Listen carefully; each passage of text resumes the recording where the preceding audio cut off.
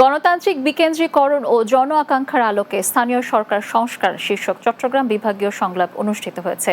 রোববার সকালে চট্টগ্রামের হোটেল সৈকতে সংলাপ অনুষ্ঠিত হয়।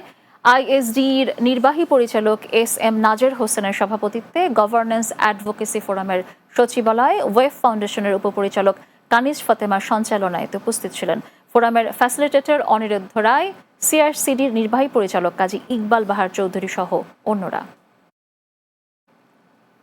চট্টগ্রামের সীতাকুণ্ডে উৎসবমুখর পরিবেশে পিঠা উৎসব, সাংস্কৃতিক অনুষ্ঠান ও পুরস্কার বিতরণী অনুষ্ঠিত হয়েছে। উপজেলার জাফরনগর অপর্ণাচরণ উচ্চ বিদ্যালয়ের অনুষ্ঠানের উদ্বোধন করেন বিদ্যালয়ের প্রধান শিক্ষক শ্যামল কুমার রায়। ট্রেড ইন্সট্রাক্টর সামিউদ্দিনের সঞ্চালনের সময় উপস্থিত ছিলেন অভিভাবক সদস্য ওহিদুল আলম, মোহাম্মদ মহিউদ্দিন, সহকারী প্রধান শিক্ষক মৃদুল কান্তি দাস, বিভাস চক্রবর্তী সহ অন্যরা। বোয়ালখালীর ইমামনগরে ঈদে মিলাদুন্নবী সাল্লাল্লাহু আলাইহি ওয়াসাল্লাম উদযাপন পরিষদের উদ্যোগে ৩৭তম তাফসিরুল কুরআন মাহফিল অনুষ্ঠিত হয়েছে। শনিবার বাদ মাগরিব কথুরখিল ইমামনগর সরকারি প্রাথমিক বিদ্যালয় মাঠে মাহফিল অনুষ্ঠিত হয়। মাহফিলে সভাপতিত্ব করেন এম এ মান্নান খান। প্রধান অতিথি ছিলেন চট্টগ্রাম মহানগর জামায়াতের আমির শাহজাহান চৌধুরী। এতে উপস্থিত ছিলেন হাফেজ মাওলানা মোহাম্মদ মনোয়ার হোসেন, দক্ষিণ জেলা জামায়াতের অ্যাসিস্ট্যান্ট সেক্রেটারি মোহাম্মদ জাকারিয়া, বোয়ালখালী উপজেলা আমির ডাক্তার খোরশেদ আলম সহ অন্যরা।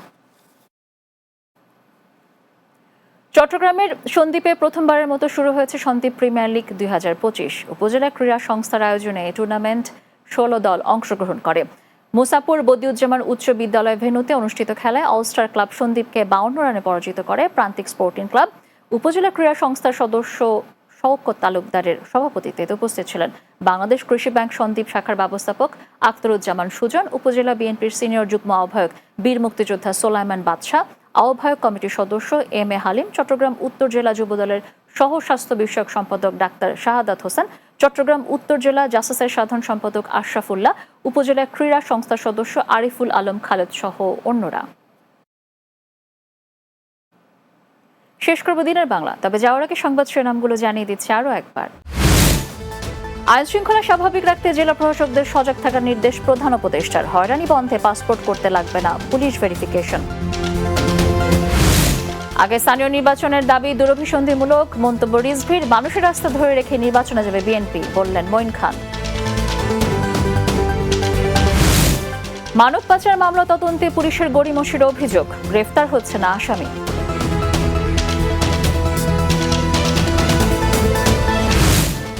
এবং বরিশালে ৭ বছর ধরে পড়ে আছে দৃষ্টি প্রতিবন্ধী শিশুদের জন্য নির্মিত ২টি আধুনিক আবাসিক ভবন, একটি দখল করে বাস করছে অন্যরা।